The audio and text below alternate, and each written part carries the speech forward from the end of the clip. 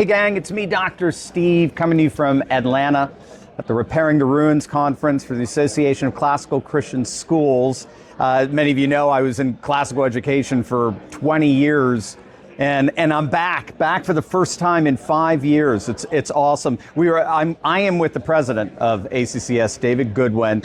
David co-wrote a book with our wonderful Secretary of War, Pete Hegseth, The Battle for the American Mind, #1 New York Times bestseller. And he's got a new book, The Forging of the American Mind, just came out, I believe. Yep, just That's awesome. A few days ago. Awesome, with a foreword by Pete Hegseth. And David has been doing some pretty amazing things behind the scenes of restoring our culture with the Trump administration. So maybe he can get a little bit into that, but I know he's got to be a little clandestine there. So good seeing you, man. It's great, and it's such an honor for you to be here. Yeah, it is. Yeah. It is an honor for me to be here. No, it's an honor to have you here. Wow. We have not been able to hear from you for quite a while because you found another gig. Found another gig, yeah. But we those brought people you back for some great talks here on beauty and on Christian civilization. Yeah.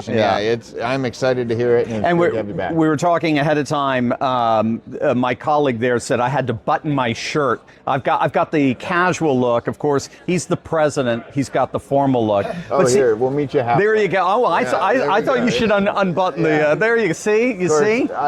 This is what being unemployed feels like. I like it. If I were part of a school, I'd have to look like this. But you guys support me, so I can dress any way I want. Well, there are other reasons to dress well. There are other reasons. That's right. Right. I dress for your comfort, not mine. I forgot that part. Yes, you're the guy on beauty. Remember? That's right.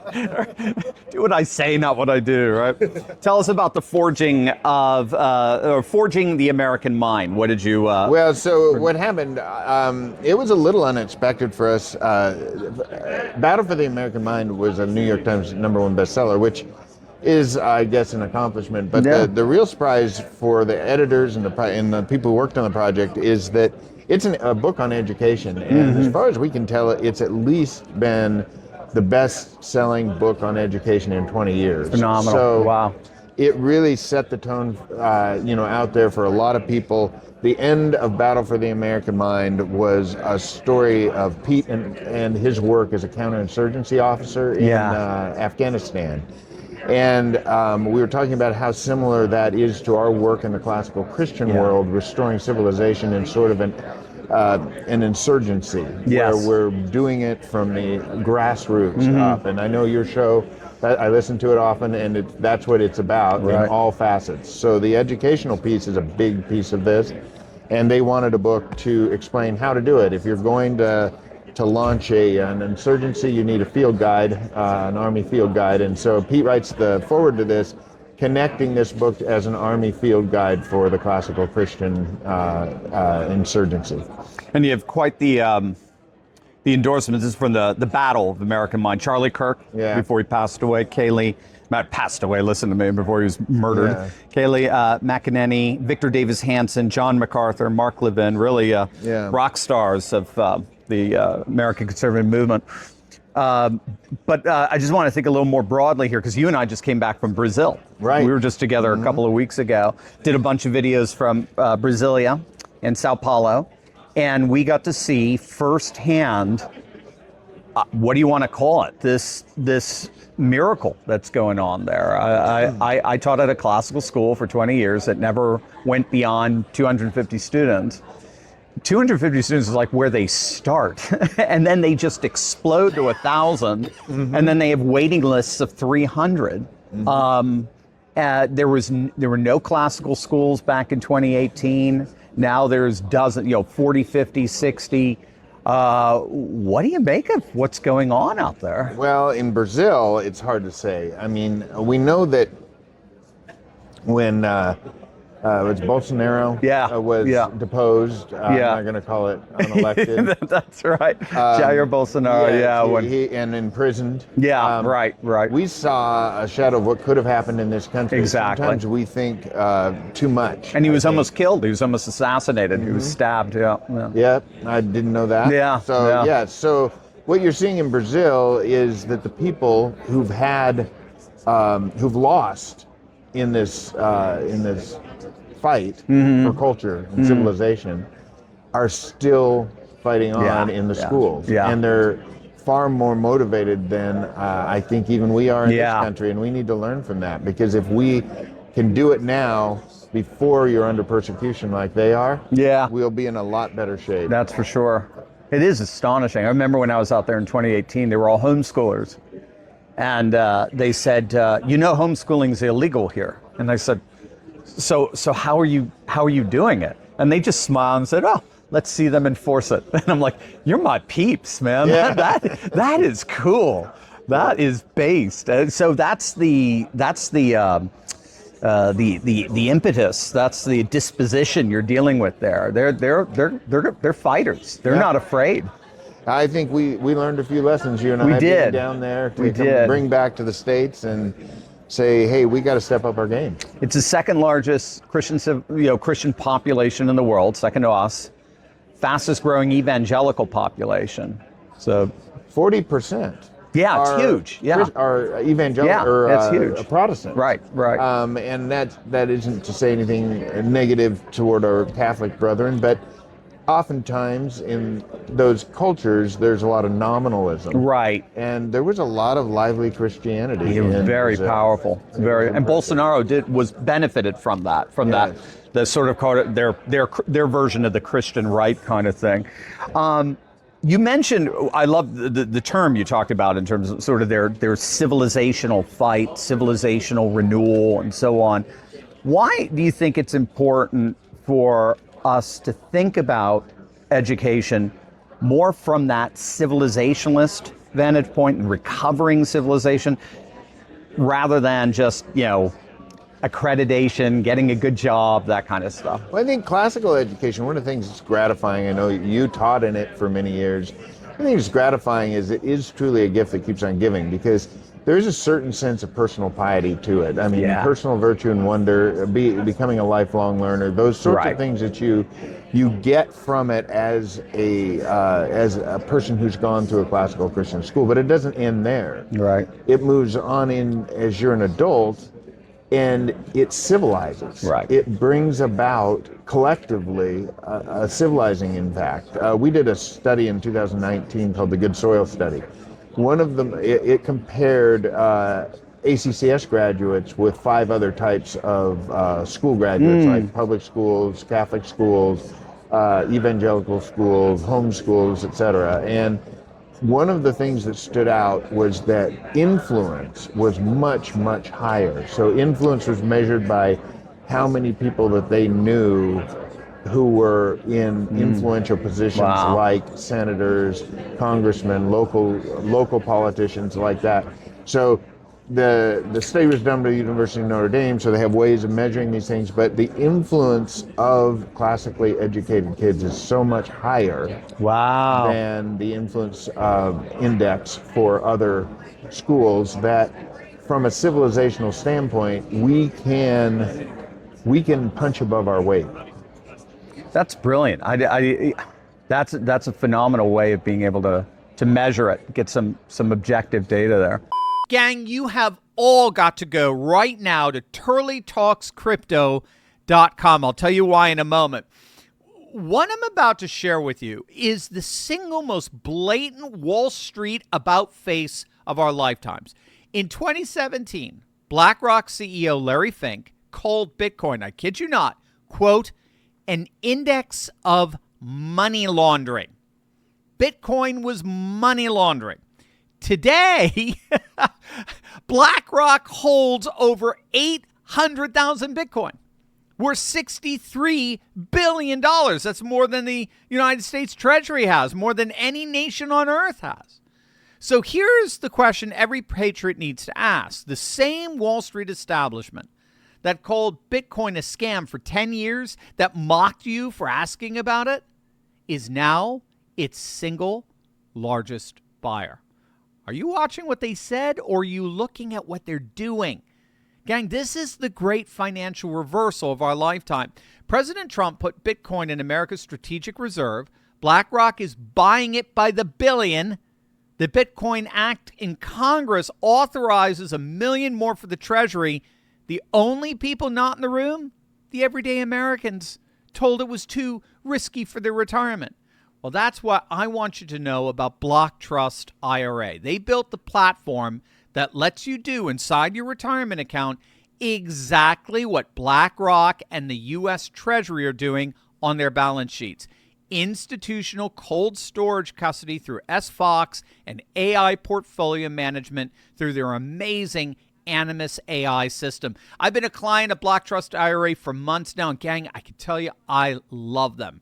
Right now, for Turley Talks listeners only, go to turleytalkscrypto.com, get up to $2,500 in free crypto when you fund a qualifying account, plus a complimentary 30-minute call with their team where you'll get real answers and real solutions. Wall Street laughed at Bitcoin for a decade. Now they're buying it by the billions. Don't be the last one in. It's time to take control of your financial destiny. Go to turleytalkscrypto.com. Speaking of influence, you and I were chatting into the wee hours last night. You were telling some amazingly insightful stories about just the way you are working very deliberately behind the scenes in DC to bring classical education to all new spheres of society. Okay, so our wonderful Secretary of War, who I told you we affectionately refer to as number 50, after JD at 48, Marco at 49, we got Hegseth at 50. Could you give us a sense? I mean, he co-wrote The Battle for American Mind. He's very much part of classical education, recognizes its civilizationalist renewal significance.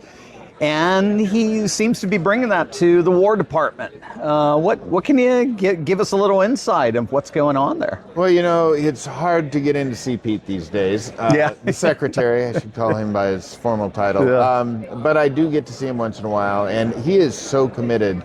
I was in his office once when he said, you know, the real fight's going on in the school. Yeah. The War Department is an honor to serve, and he's good at it. He's doing great work there. When I have brushed by some of the people that are coming and going in those areas, we have a really, I mean, I guess what I can say is I don't have an insider's view, but I have a close enough view that I can say Trump has brought in a whole category of people that Washington doesn't know what to do with. Wow. Because Thank God. in all of these departments, Literally. it's like, how do we do it? The deep state is not only real, but it is a far more integrated mesh of, you know, like tangled up twine than you can even imagine. What you were explaining last night blew my mind. I was like, wow. And they're cutting the strings and they're working it through. So I'm encouraged by that and discouraged by the fact that it's a bigger mess than as a voter who lives 2,000 to 3,000 miles away from Washington. I was shocked at what they're having to, the uphill battle that they're having to fight, and how good they are at trying to get it done. So, awesome. Pete will say education is the investment that he's the most involved in education in the Defense Department, the Department of War. I'm going to get in trouble again for that. The Department of War, he is the first secretary, as I understand it, to put as much energy into the educational activities of the Department of War, involving the service academies, involving a number of other sort of tangential educational projects they have. I mean, trillions of dollars in defense. You got all kinds of projects. And then there's a system of schools that serves the servicemen on foreign bases mostly, and that system is under transformation as we speak, that from within as they continue to work and improve the education for our servicemen. So it's a privilege to know him. It's a privilege to continue to see him to work. I can only ask your listeners, if you're believers, pray for him. Pray for him, because he is on a mission. Yeah. And he knows how to fight. And he's civilizationalist. Yes, I mean, he's not just civilist. coming in as an expert in military warfare and so forth. He recognizes, no, I'm overseeing sort of a micronation around the world, spread all around the world, and we have to take care of the hearts, the minds, the souls of that nation, those citizens. It's amazing. And what you were telling me last night about just how thick that swamp is. Yeah. I mean, wow. It's we need 6 more years just to get back to where it was before Biden got there. wow. I think. Wow. And Right. a lot of that is just because the left has a much more sinister mind than I think conservatives tend to. Yeah. And they've figured out how to wrap everything up in bureaucratic tape. Yeah. So it's hard to get open. Reminds me of the Shire. You know, they just they forgot what evil was. Yes. They couldn't comprehend Mordor. That's so true. Yeah. Yeah. I came across a term you're going to love. I know you'll love it. The narrative state. How's that? It was coined by the British scholar David Goodwin, or Matthew Goodwin. You're David Goodwin. I was hoping it wasn't me, because I have no idea what it means. Matthew Goodwin. And we were up very late last night, by the way. You were up later than I was. And it's supposed to capture the way the state aligns itself with the media in order to create stories to persuade their population towards progressive causes. And so the particular event he was talking about was how the BBC worked with Westminster to plant immigrants into a live audience so that during the Q&A, the televised Q&A, they could present all of these sympathetic stories, and then they tested to see how persuasive it was to a select group. And he's calling it the rise of the narrative state, actually trying to shape and form opinion through story. And I thought, this is exactly what we're doing here. We're doing it from the vantage point of civilization, the vantage point of the reawakening of Christendom and so forth. How important is story and narrative and myth in shaping the American mind, and how is classical education sort of reasserting those stories? Well, I think the left would love it if we forgot that stories drive everything Right. in terms of our cognition and how we think about things. Now, of course, you and I sitting here at a classical conference, I'd be remiss if I didn't go back to Rome. Right. And we all know Virgil wrote the Aeneid. Mm-hmm. The Aeneid was written to tell a new narrative to the Roman people, Yeah. so that they would be inherently Roman and Right. not Greek. Right. Because the Greek culture was still dominating Rome at the time the Caesars started to rise with the early empire. Right. And they needed a story. So the trick is as old as the Caesars, right? It's tell a narrative the way you want the story to be told. And so that the Aeneid's funny because it's like, okay, Troy fell, but it's the real hero of the story. So let's follow Troy. Yeah. And then see how Rome reforms in Rome. Yeah. And this is the new This Troy, is right? this is what Troy always wanted to be, right? Yeah. And so what we've got is right now we have media that can tell stories in TikTok form and in short form and in long, and it can be distributed immediately. And so we are much more vulnerable to news stories. And how long? Virgil died writing the Aeneid, if I recall. Yeah, I mean, 2000. Right. It was The a first very century long, BC. If I were considered one of the best epic poems ever written. Right.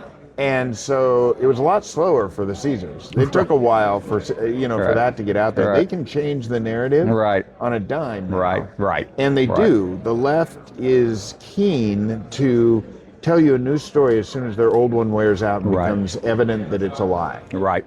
They tell a lie. They tell it through a story. That's so they tell true. us that somebody's oppressed. The oppression of these people is what is causing their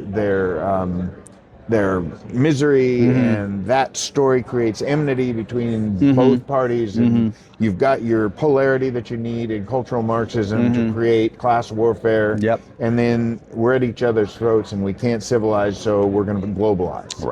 Right. And that's the narrative that they keep telling us now. Right. But when that starts to get threadbare, they'll switch it up. Right, Just like exactly. They did, when I was in college, it was about economic Marxism. Right. And telling us that the best, most effective Just, way, equitable. is socialism. And then that died off when, socialism failed in so many places. So they changed the narrative. Now they're changing it back. Yes. Right, Madami. Right. So the municipal socialists. We heard called, about the racial enmity for a long time, and now they're shifting back to the cultural enmity. and affordability and under different guises. But you're right. I mean, the way it shifts is astonishing. I think I was just watching an Uber commercial where now it assures all women that you can get a woman Uber driver, and you can, if that's what you want, you got. And I'm thinking these are the same people that don't even know what a woman is. I mean, what narrative are you telling me? I mean, it's just like, and of course, the woman driver that shows up in the commercial is just a quintessential female. It's just biologically obvious. But wait a minute, I just thought last month I was celebrating, the fact that it's fluid, and so it's just insane. It clashes. It's a fallacy. I use this term occasionally. It's the "they thought but we know" fallacy. It's the progressives' favorite line. They used to think that men were men and women were women. Right. Now we know that is a social construct that can be changed. They thought we just know. by thinking that way. Yeah, I love that. And so it's the "they thought but we know." It's so funny because it's the same people. Yeah. The they and the we are the same the same people. thing, right. There is a little kind of a schizophrenia there. Wrapping it up, how we're about optimism here and building and so forth. How confident are you that from what you're seeing here with this classical Christian movement exploding, not just here but around the world, that it's all part of actually more of a larger spiritual renewal that's going on? I'm very optimistic because our Lord promises us that He will not leave or forsake us. Right. And we are in a fight that He wants us to win. Yeah. Now, when we win is in His timing. Right. And we can't know that, but we know that we will win. The question becomes, can we attract more to the fight? Right. Can we bring in folks into the battle who will help us start more schools, who will come alongside, maybe start one themselves. I know it doesn't sound, we use battle warfare kinds of things as a metaphor. We're really talking about the hearts and minds of kids. Right. And I'm optimistic that there's no losing if even just our own kids turn out normal. Right. That's well said. Very good. How can people keep up with your work, David? I think you have a Substack, don't you? I do. I'm on Substack, David Goodwin. I think it's called Classical Christian Times on there. Mostly, I do some work on Substack. A lot of our work right now is being routed through battleforschool.org. Okay, battleforschool.org. Battleforschool.org on the culture war fight. Awesome. And then, of course, Forging the American Mind has its own website as well. So you can go to Amazon if you want to get the book. Forging the American Mind, Part 2 to the battle for the American American Mind. Mind, yep. Forward by Pete Hegseth. Pete is a big proponent of classical education. He co-wrote the first book and did the forward for the second book. So, dude, it is awesome being back with you, man. Thank it's you. So it's cool. Great to have you here. Thank you you. for coming. Thank you, David.